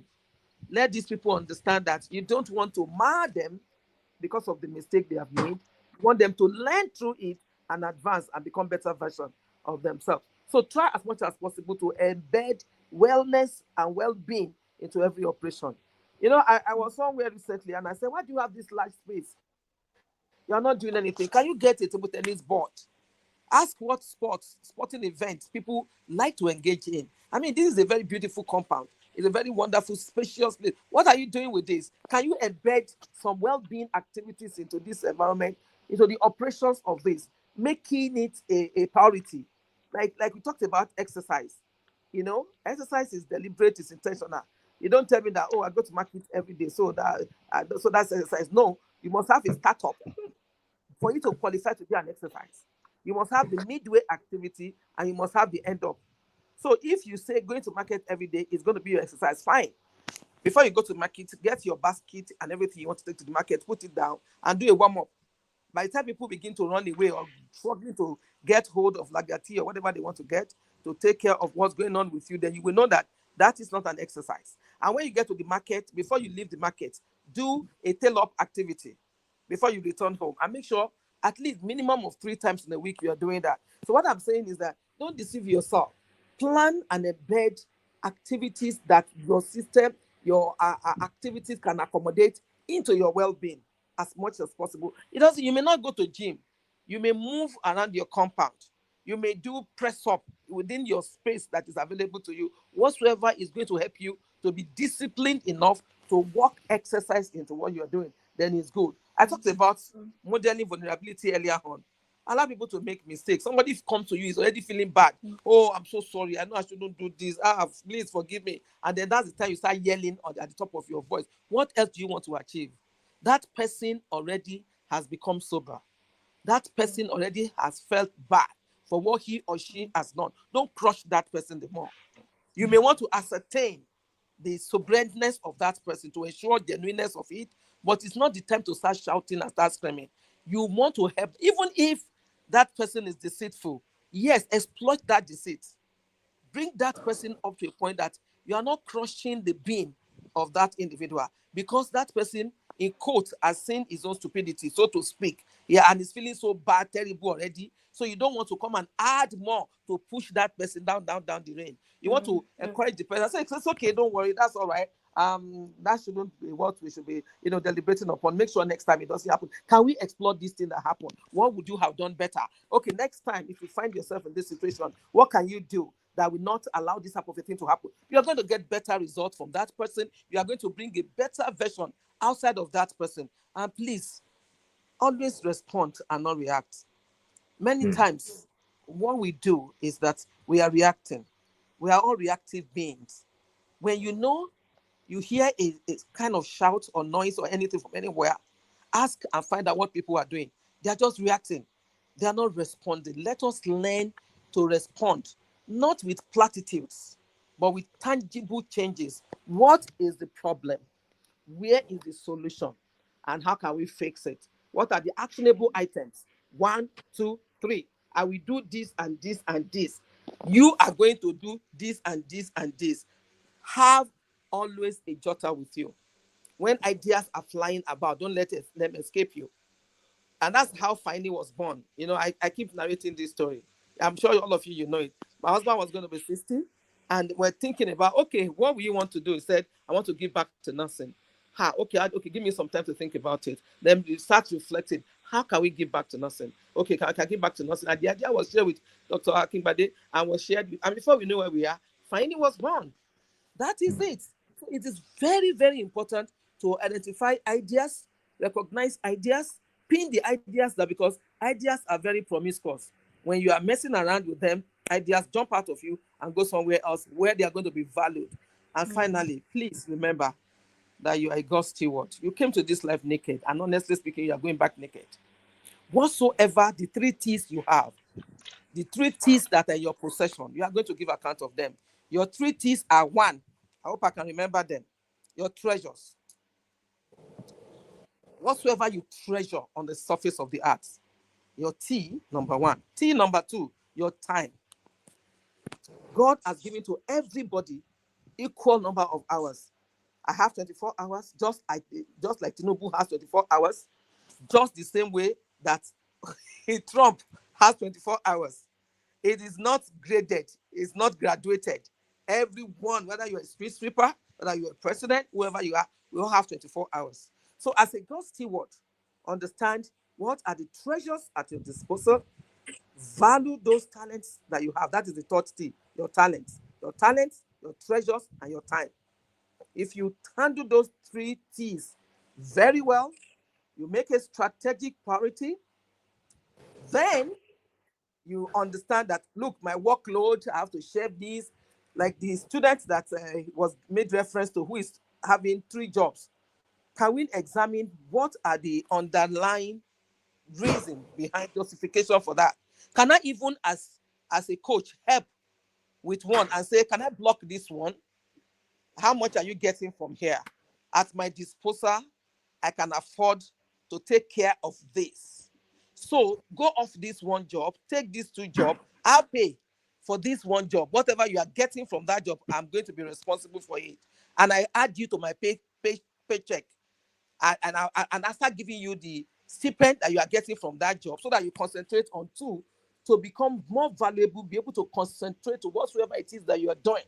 And then you can become better version of it. That person is not going to forget you in a GV. No, he's not going to forget you. He won't quickly forget you. And when you invest into human capital, I tell you, the dividend and the return on investment pays. Let me stop there. Thank you. Thank you so much, Ma. Our audience, I hope you are taking notes, and I'm going to be shifting the platform to our audience within the next 5 minutes.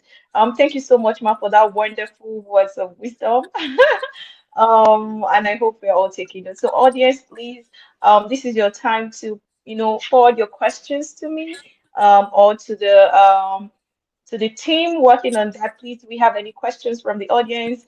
This is the interactive moment that we want our panelists to have with the audience that are watching us. So please, if you have any questions that you want our panelists to answer, can you please put them in the chat box? Team, please forward any questions to me, and I'll relay them to our panelists. For me, I did learn, oh my, treasure, time, and talent. And this is not only to the nurse leaders. I just want us, because as students right now, we become nurses. As nurses, with time, you become a leader. You are leading in a capacity, even as a student. You are not just a student, you are having leadership opportunities that you don't even know. Day in, day out, you are encountering. So please, this is not only to a nurse leader in quote, ED, chief nursing officer. No. everybody has that leadership tendency and opportunity. Is just in the way, it comes at us. That's when oh, this one is a leader, that one's a leader. No, so this words of wisdom that we have gathered today, it's not only for the big in quotes, or maybe when I get to that portfolio. No, let us begin to, adopt some of these principles that we have learned today so that we can become better leaders when we get to, like, in quotes, that big platform. But that platform that you have, that you're leading in the class, maybe you are the class rep. As a student, maybe you're in 300 level, 100 level student is looking up to you. You're already a leader in a capacity. You just don't know. You are nurturing someone's ambition, someone's expectation, someone's destiny. So please, all these things that we have mentioned, let us begin to adopt them, reflect on them, take what works for you. Because what works for A may not work for B, but make sure that you are taking something home today so that we can start a generation where people are not micromanaged. We have a legacy that we are leaving behind for our nursing profession, and we can rub shoulders with any other leader or any other nurse we find in any global platform.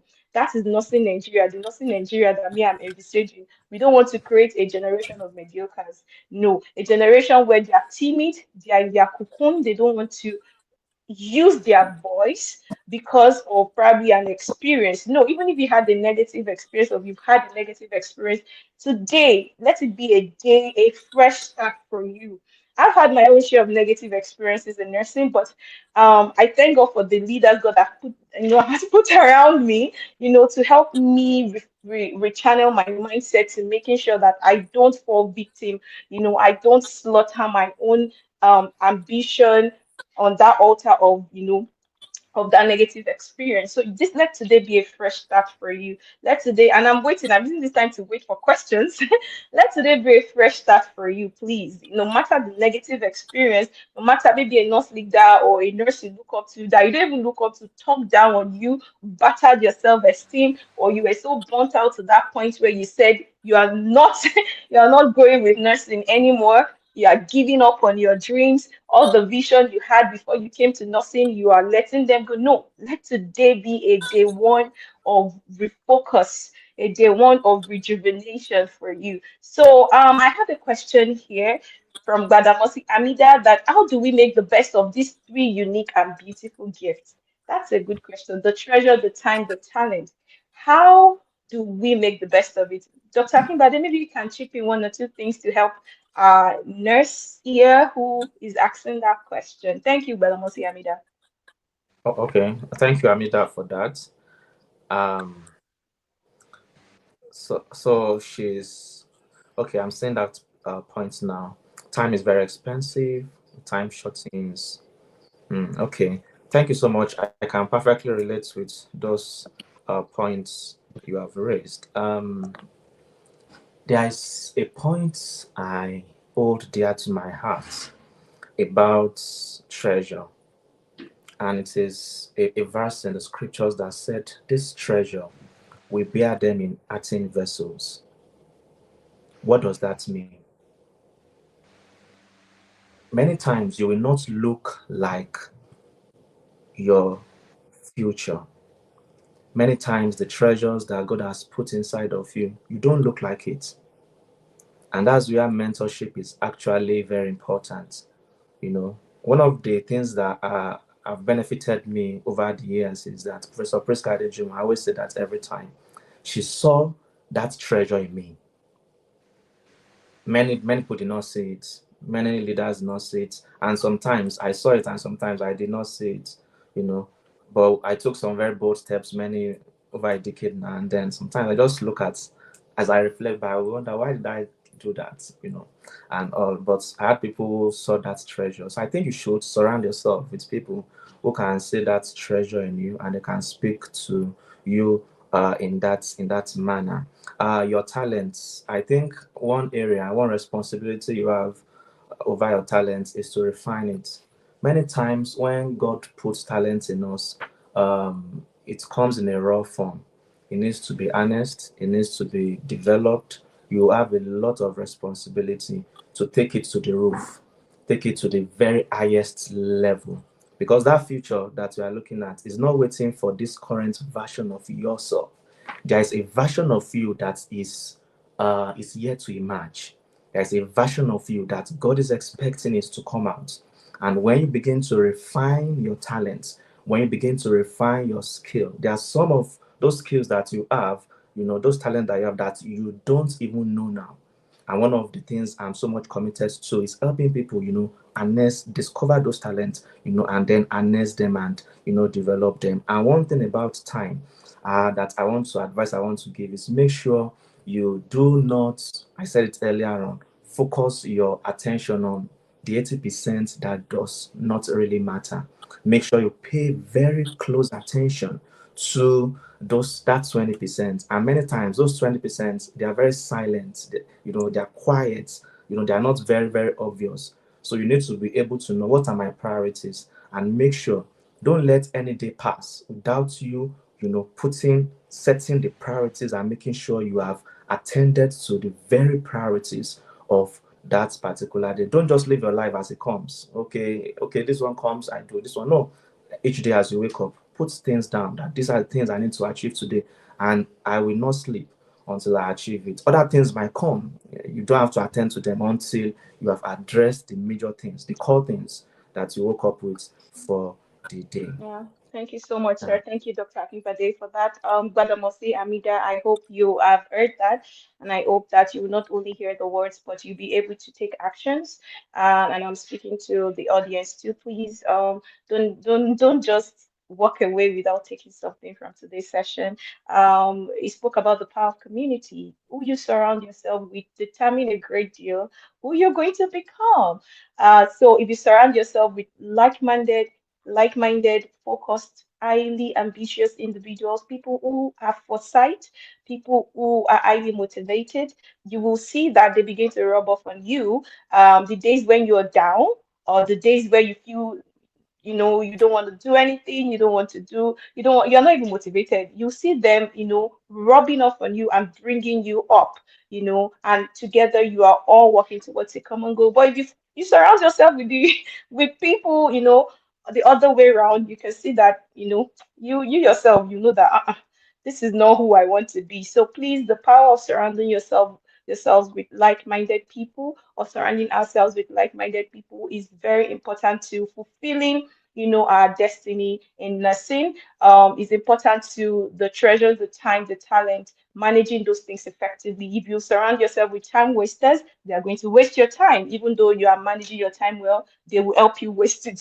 And you have to struggle to convince them, to rub off on them. With time, you see that you begin to come down to their level. So the power of community is very important. Manage and guard your time well, guard yourself, your emotional health, especially in times, in current times when a lot is happening globally, in Nigeria, in America, in North America.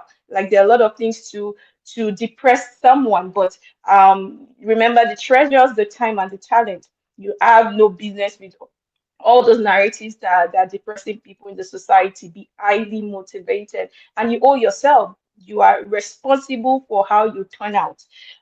So if you foresee that in the next 10 years, this is who you want to become, like Dr. Akingbade said, your current version may not have that capacity to carry who you want to become in the next 10 years. So you need to work on yourself. You need to identify where you are lacking. Oh, let's say you want to be a nurse leader somewhere in, let's say in a hospital, for example. You know that, how should a leader behave? Who is a leader? Those are the questions you should begin to answer right now, in terms of how you build yourself to becoming that leader that you've envisioned yourself to be. Not like you now wait by chance, you won't do anything. It's not only going to school, it's not only the 4 walls of university. Life is much more than the 4 walls of university. You owe yourself growth. You owe yourself, that responsibility to bring yourself higher, to more than the version you are right now. You need to create a better version of yourself daily. I wasn't like this 10 years ago, even in terms of stature.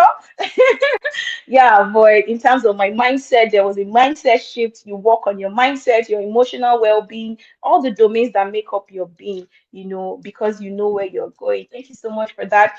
We just have a 1 minute break interlude. I just want to be sure I've answered everybody's question in the audience. While we are waiting for that harvesting questions, please host just a 1 minute interview. We answer questions and we get out of here because we are being mindful of time. Thank you. Over to you, co-host rather.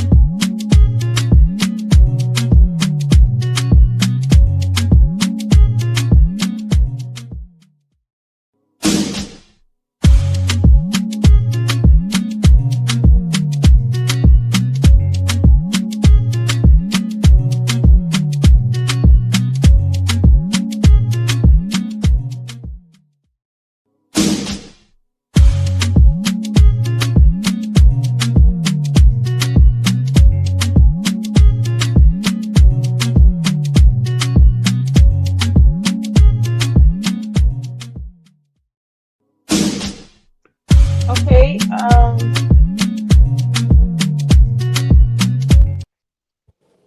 Okay, thank you so much, my team. We want to be out of here in the next 5 minutes. Let's just have one last word. I don't see any questions in the comment section, so and I don't have any questions from my team. So one last word from our panelists, one last word to charge the nurses that are listening to us. Something that they will never forget in the next 20, 30 years. Over to you. Let me start with Dr. Akingbade, and then I'll give Professor Prisca Adejumo. I want her to speak last so that we can go home with our face like this, remembering everything. Okay, over to you, Dr. Akingbade. Okay, great points. One last word. I think I have some sentences. The first is that you are already a leader. Nurse Father just said that, and I want to reiterate that you are already a leader. Now, look at this platform we are using to host this program. Everything you can see was designed by nurses, from Nurse Arolo Damilare. Nurse Father is mentioning that the course. You are not seeing his face. That's leadership. Leading from behind is at the back end, making sure everything works well. Our graphic designer is a nurse, Samuel. In Nigeria, all these powerful, beautiful graphics, a nurse designed it. Looking at the team, Nurse Ruth Ololade, Nurse Adejumo, Christy, Boluatife Koike, and a couple of others that worked very hard. This is leadership. And I want to also encourage you, Bible says, whatever your hand finds to do it well. I believe very strongly God has committed various things into your hands, even right there where you are. Make sure, as Prof has said, make sure you treasure it and do well with it. And lastly, remember that self-care is not selfish. Thank you. Thank you so much. Take home self-care is not selfish. Self-care is not selfish. Keep saying it. If you need to write it on your wall, please write it because we feel guilty when we take care of ourselves. I feel guilty. At times when I want to spend money, I'll think of other people. I will spend the money on other people. I want to convince myself why I need to spend on myself. No, that stopped last year. No, it stopped because I realized that a healthy mind, a healthy body, a healthy soul would eventually be able to give a healthy giving to people. Yes.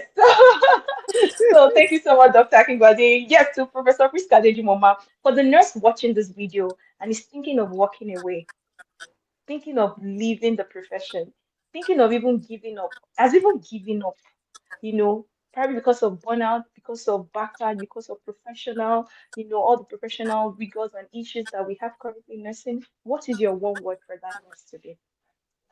Thank you. I like Miss Dr. Kimbade's one word that were in sentences. So So optionalizing one word.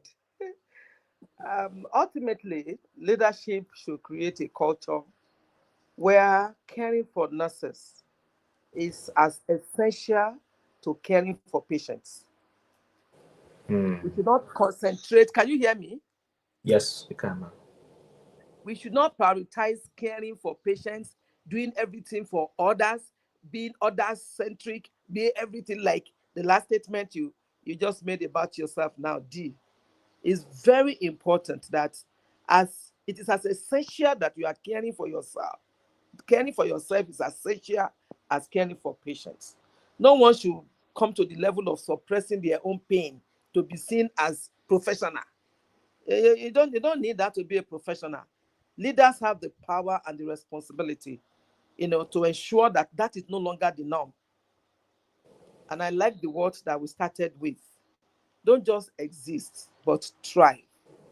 It's very important. And I'll leave you with the fact that please make haste never to lean in your own understanding. No matter what the thing is, whether it's in research ideas, whether it's in solving difficult solution, whether it's in thinking outside the box, through the box, beneath the box, above the box, don't lean on your own understanding. There's a super being, a higher being somewhere that can help you navigate it. I want to plead with every one of us to connect with him. And finally, please, never you discuss people. Never discuss people, but discuss ideas. Always moving as a reservoir of ideas. Don't have time to be discussing people. This person did this my boss did that, this my colleague did that. No. Small minds discuss people, but great minds discuss ideas. Thank you. Wow. Thank you so much, Ma. And one last word from me, Oluwademola Fadodu, is that I'm speaking from a youngness perspective. You are valued, you are loved, you are a nurse of inestimable worth. Nobody can buy you, no money can buy you, nothing in this world can buy you because you are priceless. I want you to know that the world is waiting for you. And I want you to keep improving on yourself. Be a each day in, day out, be a better version of yourself till you become the best of yourself, irrespective of what the society is saying, irrespective of what the world is saying, irrespective of what that nurse leader, whether the good or the bad, has done to you. I want you to live. I want you to thrive. I don't want you to succumb to the pressures of the society or the pressure going on around us in the society. I want you to see yourself as that nurse of inestimable worth. The world is waiting for you. The world is rooting for you. Thank you so much. This is focusing on Young Nurses Initiative. I told us earlier when we started, we are available on all social media platforms, on Instagram, on Twitter, X, on LinkedIn, on Facebook, and you can also reach us through our website, www.fyni.org, and someone will be waiting to receive you. Okay, have a beautiful and splendid night. I want to say a big thank you to our panelists who, out of no time, made themselves available today. Dr. Oluwadamilare Akingbade, I know you have a very tight and busy schedule. Thank you for making it here to this platform. I want to thank Professor Prisca Adejumo. Thank you so much, Ma. Your humility is one of the things that I greatly admire about you. I know professors are busy and still taking time out to address we younger nurses. Thank you so much, ma'am. We thank you for this legacy you're leaving. You're showing us example of how to lead, so that we can also leave that legacy to the younger generation, and the legacy can continue. I want to thank Professor Adejumo, who has greatly and provided immense support, to every nurse in FYNI, and not only our mama, Professor Prisca Adejumo, but to every nurse in FYNI and to the nursing generation. And I want to challenge you, young nurse, what legacy are you going to leave behind? That's a take home. Happy Nurses Week, everyone. Bye. Thank you, my team. Bye. Thank you. All right.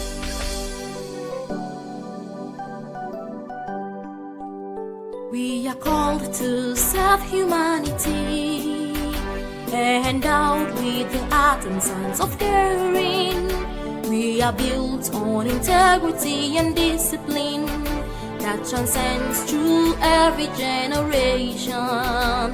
Immaculate and amicable, we are the source of hope to ailing ones, and the foundation for building a healthy world. Together we shall stand. Nurses are great, nurses are caring, an epitome of humility in service. We are specially ordained for this vocation. Yes, I'm proud to be a nurse.